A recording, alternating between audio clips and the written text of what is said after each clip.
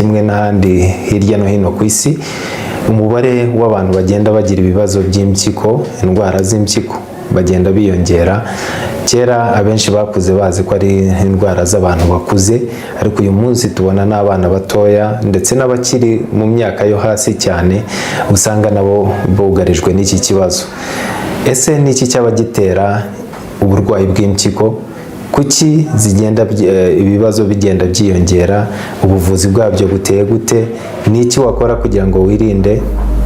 Uyu munsi tubahaye ikaze kuri CHUK Media, aho tugiye kuganira na Dr. Gerard Nkundimana, inzobere mu buvuzi bwa nephrology cyangwa nephrology, ubwo nicyo yashatse kuvuga, ariko ubwo ni mu rurimi rwa gihanga, ariko mu kinyarwanda ni inzobere mu kuvura indwara zijyanye n'impyiko.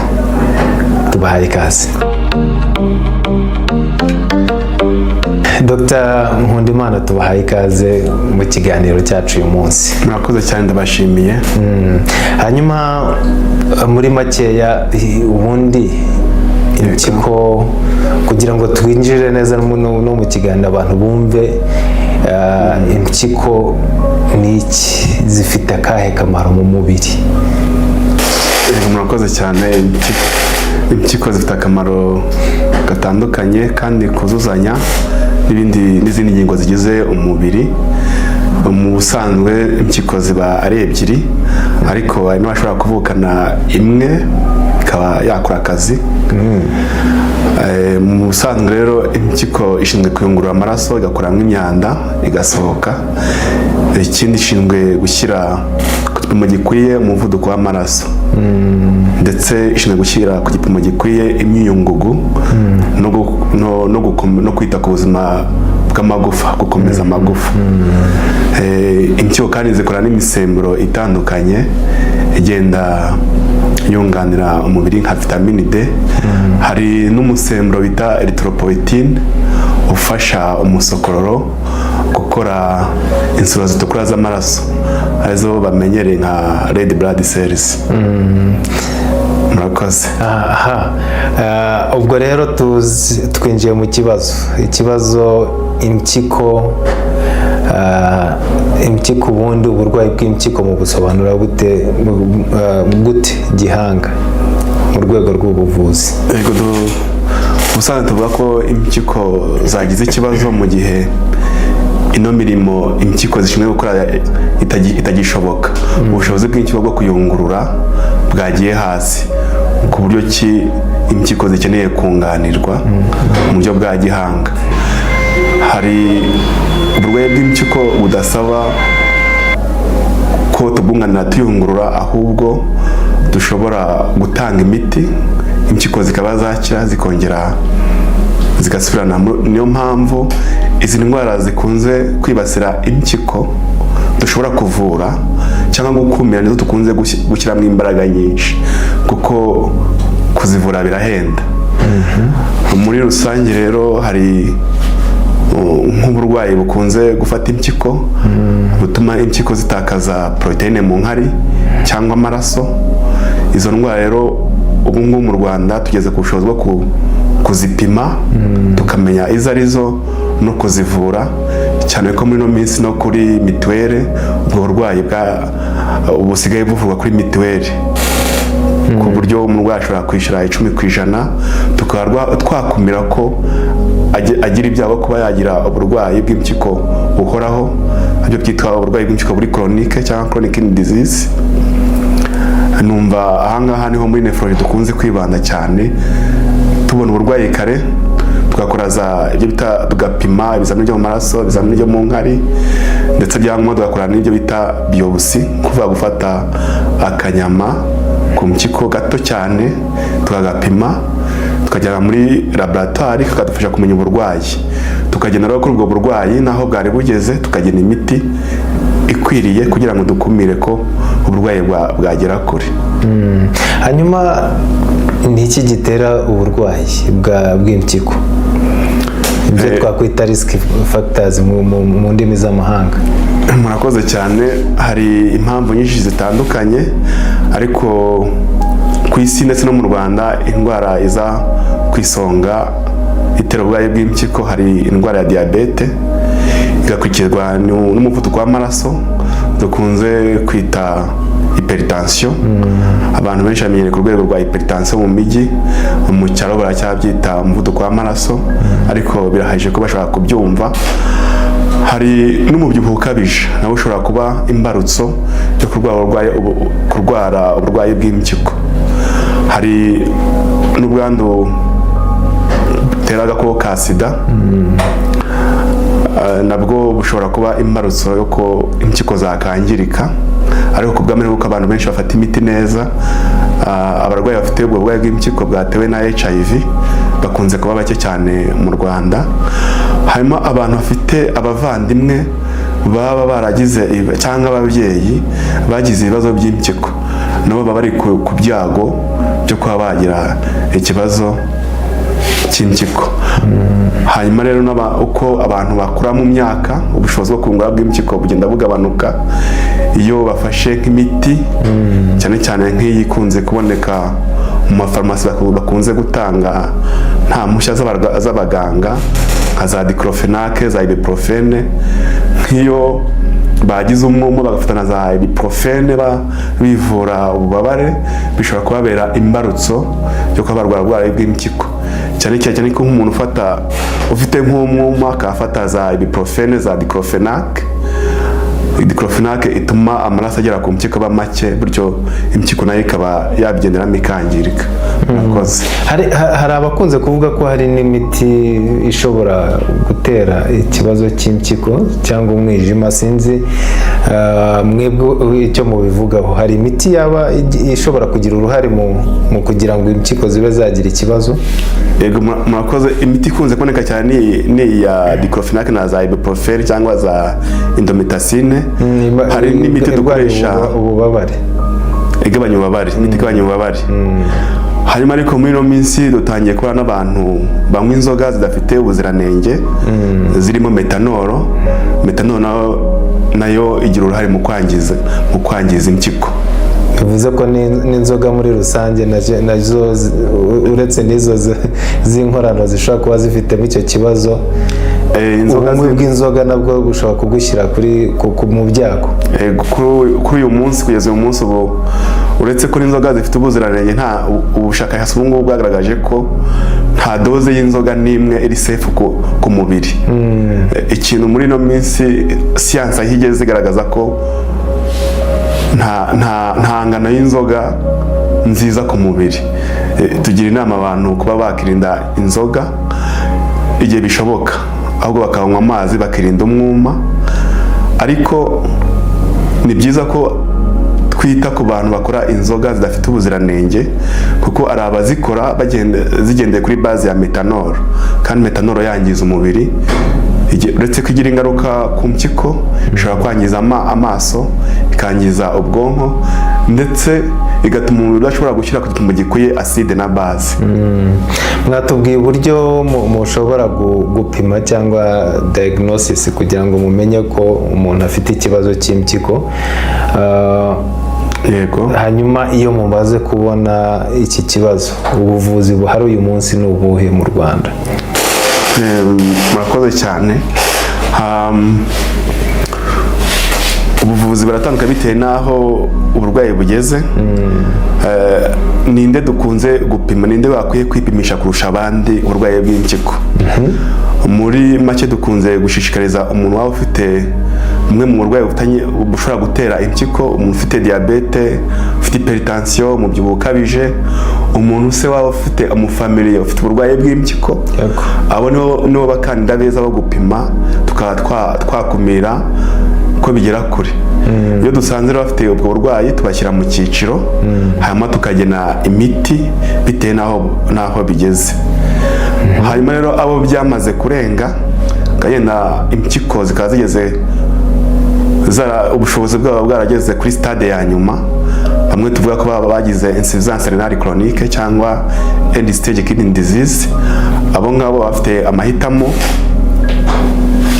atandukanye, yose aba mu Rwanda.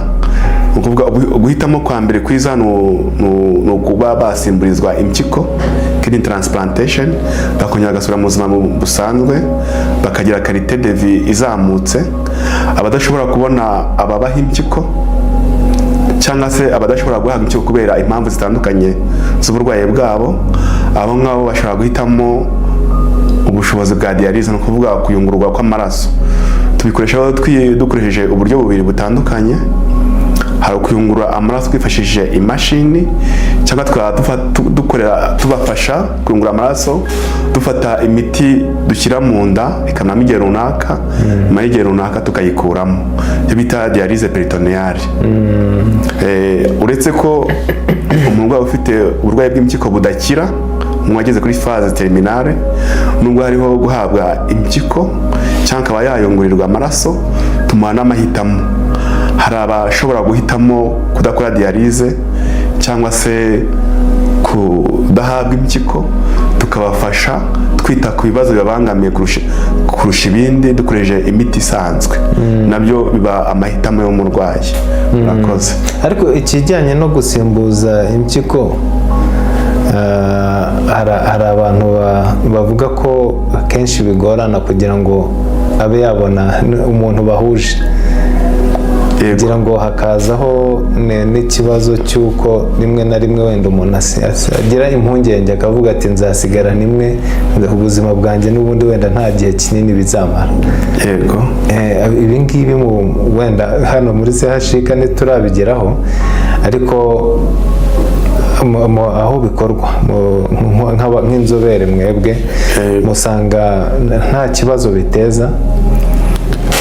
Umuntu yabikora yumva afite confidence cyangwa ntacyo ashidikanyaho cyane? Yego, murakoze cyane. Nibyo koko kubona umuntu w'impyiko bishobora kugorana, ariko inshuro nyinshi principe tukunze kugenderaho nuko umuntu ushobora kuguha amaraso ye ashobora no kuguha impyiko ye. Hanyuma mu bijyanye no gutanga impyiko, umuntu utanga impyiko agomba kuba afite ubuzima buzira umuze, kandi tubanza gupima tukareba nyuma yo gutanga niba nta mbogamizi ashobora guhura nazo. Iyo tubonye rero nta mbogamizi ashobora guhura nazo, niho tumwemerera. Kuri we rero bivuga ko nawe agomba kuba afite ubuzima bumeze neza, ku buryo ubuzima buzira umuze mbere yo gutanga na nyuma yo gutanga, kuburyo azasigara depanda ku impyiko imwe akabaho neza nk'abandi. Twatanga rero twatanga reassurance ko nta mbogamizi zibaho iyo watanze impyiko. Bimeze nk'uko bafite imikubuzo ibiri mu nzu, ugatiza mugenzi wawe umwe cyangwa ugaha mugenzi wawe umwe ugasigarana umwe. Kuba umukubuzo umwe wajya gukubura n'ubundi ukagira isuku ihagije, na mugenzi wawe akagira isuku ihagije, kubera ko tuba twabyizeho cyane. Kuko iyo dusanze numara gutanga ushobora kugira ikibazo, turabyihorera. Yego. Hanyuma ku buvuzi bwo kuyungura amaraso cyangwa hemodialysis, uyu munsi umurwayi uyikora, yego, bukorwa gute? Hano muri CHUK ndabizi ko bukorwa gute? Umurwayi bimusaba kubikora nyuma y'igihe kingana iki buri gihe, cyangwa mu buryo bwo kwisubiramo? Ariko nanone ni ubuvuzi butuma umuntu akira burundu? Yego, murakoze cyane. Nk'uko nari maze kubikubwira haruguru, umurwayi ufite uburwayi bw'impyiko budakira, umuti uri standard dufite no gusimbuza impyiko. Iyo bidashobotse rero tukemeza kumushyira kuri hemodialyse. Nka CHUK dufite hemodialyse, kuyungurura amaraso. Bikorwa bitewe n'uko umuganga yagennye dose. Arabatangira bakora, mu buryo buri busanzwe dutangira dukora gahoro gahoro, tukareba aho ubushobozi bwe bumeze. Ariko mu buryo bwakorewe ubushakashatsi muri rusange nuko umuntu akora amasaha 12 nibura mu cyumweru, agabayijemo ibice bitatu. Ni ukuvuga ngo buri sesi ikamara amasaha 4. Ni ukuvuga umurwayi ufite insuffisance renale terminale dutangije dialyse, iyo amaze kumenyera itangizwa rya dialyse, bivuze ngo amaburaso yose arasohorwa akayungururwa akongera agasubira mu mubiri. Ntabwo dusohora amaraso yose icyarimwe, ni ukuvuga ngo imashini ifata amaraso make kandi ikaba yafata nk'agacupa ka fanta kakayungurura kakamusubiza, igafata andi gutyo kugeza tukuyemo imyanda ku gipimo gikwiye. Imashini nayo ifite ibipimo igenda ikwereka ko imyanda yavuyemo ku gipimo gikwiye. Igihe usanze itavuyemo ku gipimo gikwiye, hari ibindi ugomba kureba kugira ngo umuhe doze ikwiye kugira ngo azashobore kugira imbaraga, agarure apeti, agarure umubiri. Ariko ni ubuvuzi ntabwo twavuga ngo umurwayi arakira burundu. Ntabwo bugamije gukiza umurwayi, ni umwe mu buryo bwo kumufasha kubaho, gusunika iminsi, kubera ko uburyo buri standard bwabuze. Yego. Hanyuma kugeza uyu munsi imbogamizi mubona nk'abantu muri uru rwego cyangwa muri subspecialty yo kuvura impyiko, ni imbogamizi mubona zigihari haba ku ruhande rw'abaganga cyangwa rw'ibikoresho, ni iki muri rusange, mu ishusho rusange twavuga ko uyu munsi mugeze kuri uru rwego ariko turacyafite imbogamizi izi n'izi? Murakoze cyane, ikibazo cyiza cyane. Imbogamizi ya mbere dufite ni uko ku rwego rw'igihugu uburwayi bumwe buriyongera, kubera ko uburwayi bwa hypertension bwariyongereye, bwa diabete bwariyongereye, kandi noneho abantu ubumenyi mu gukumira mu kwitwararika no gukumira bajyana mu burwayi bw'impyiko buracyari buke. Ni ukuvuga ngo uburwayi bwariyongereye ariko n'ubukangurambaga buracyari bukeya kugira ngo abantu bamenye ninde uri ku byago byo kurwara impyiko, umuntu ukiri muzima yabigenza ate kugira ngo akumire ko yazabarizwa muri abo bantu bafite ubwo burwayi bw'impyiko. Indi mbogamizi ya kabiri dufite ni umubare muke w'abaganga mu kwita ku barwayi bafite uburwayi bw'impyiko. Umubare wacu uracyari muke, turi abaganga bageze kuri 12 mu gihugu, harimo abaganga 2 bita ku bana bafite uburwayi bw'impyiko. Urumva dukeneye kongera umubare. Uretse n'ibyo n'abaforomokazi bongerewe ubumenyi mu bijyanye n'ubuvuzi bw'impyiko baracyari bake, nabo bakeneye kwiyongera kugira ngo dushobore kwita kuri abantu batugana. Indi mbogamizi dufite ni infrastructure zitanga ibikorwa remezo twifashisha tuvura uburwayi bw'impyiko ku bantu bari kuri phase terminale. Biracyari ibikoresho, ndavuga ngo n'ibikoresho, kubera yuko nk'ubu ngubu umubare w'amasantere ya dialyse menshi ari kondanse mu mujyi wa Kigali, kandi abatugana baturuka mu ntara. Bityo rero dusabwa gukora ubuvugizi kugira ngo twegereze ibikorwa remezo byo gukora dialyse hafi y'aho abantu batuye.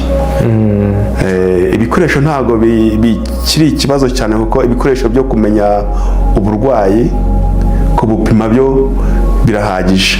Ahubwo imbogamizi dufite, hari abandi baganga batwunganira, babandi badusomera kidney biopsies, bya bizamini twafashe ku mpyiko kugira ngo tumenye uburwayi. Ubu ngubu turacyafite abaganga 2 gusa badufasha, umuganga wa CHK undi aba King Faisal Hospital. Nabo bakeneye kwiyongera kugira ngo umuntu kuva Rusizi aze gushaka gupimisha ikizamini cy'impyiko i Kigali.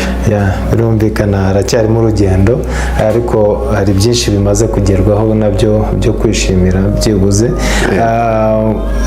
Turasoza tujya mu inama ushobora kugira abantu, ubwo harazamo uburyo bagomba kwitwararika, ibyo bagomba kwitwararika. Hari ibyo watubwiye nk'ama risk factors, ariko hari muri rusange ni ibiki bagomba kwitwararika, ni ibiki bagomba kumenya, harimo no kugira ngo amenye kwivuza ku gihe.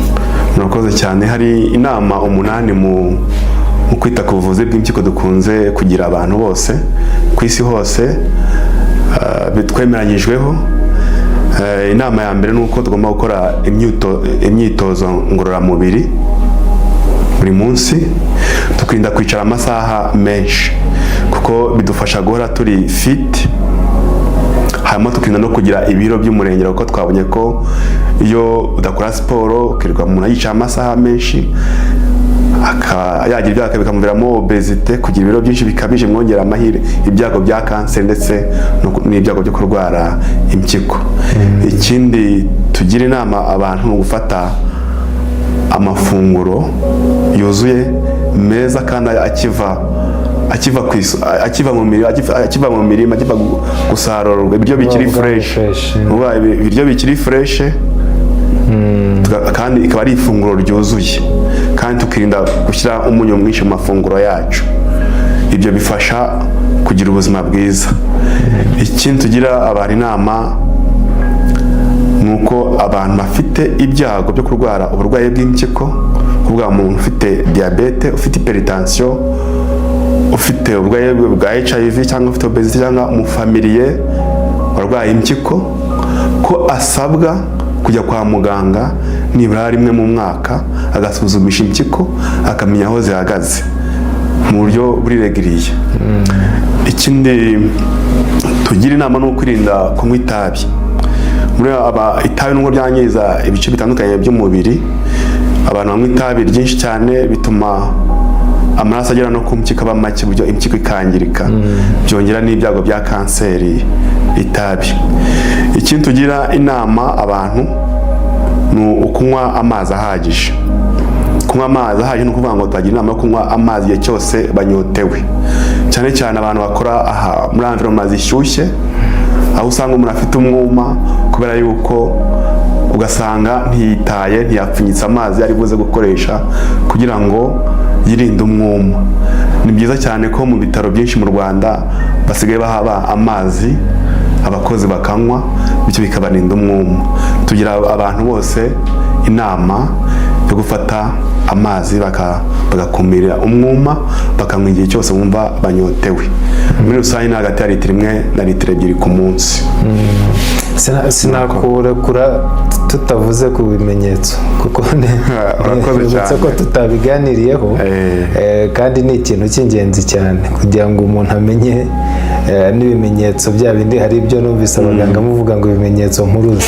Ego, murakoze cyane. Nubwo twahera yenda mu bana twajya no mu bantu bakuru, ariko natangira nkubwira ko muri rusange impyiko ni organe yihangana cyane, ijya kugaragaza ibimenyetso byakomeye.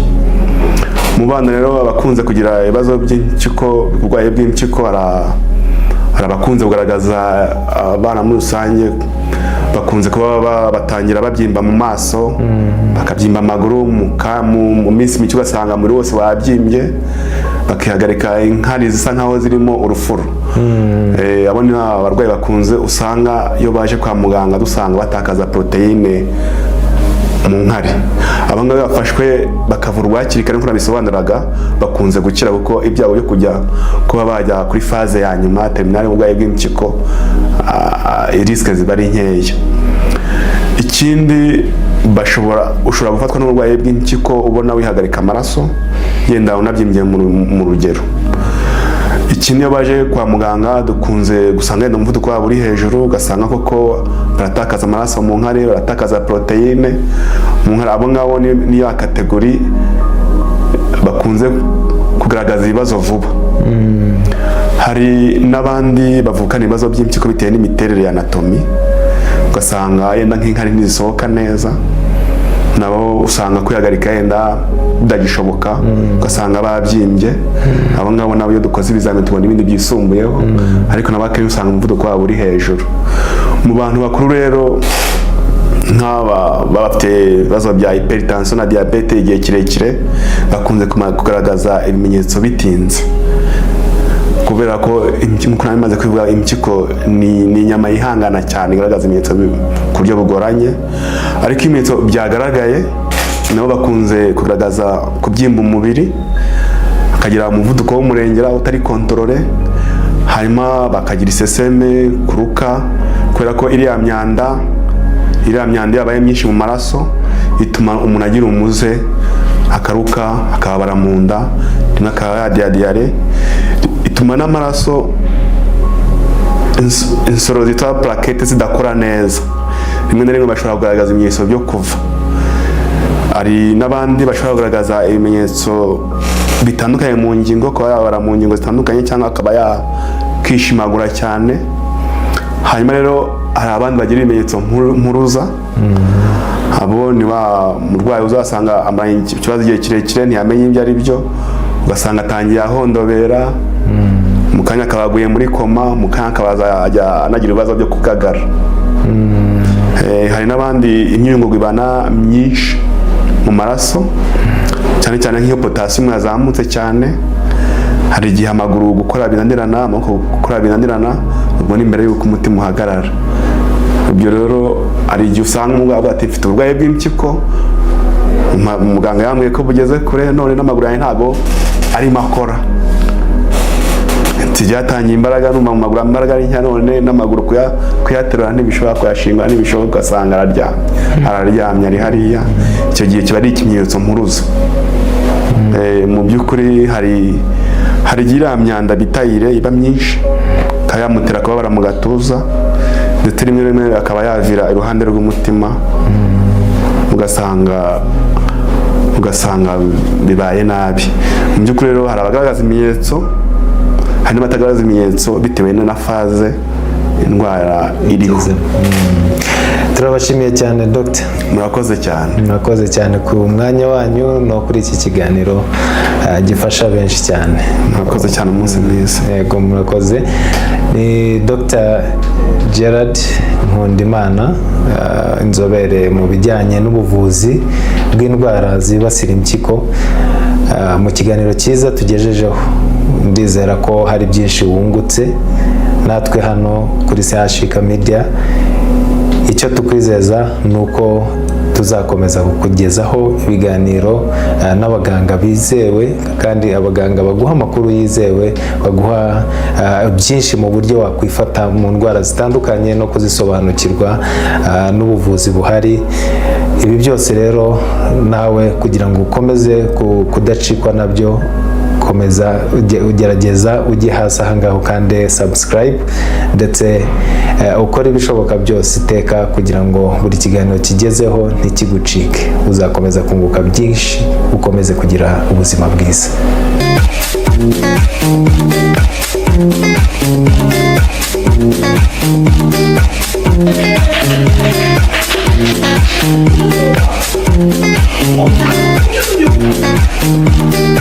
Thank you.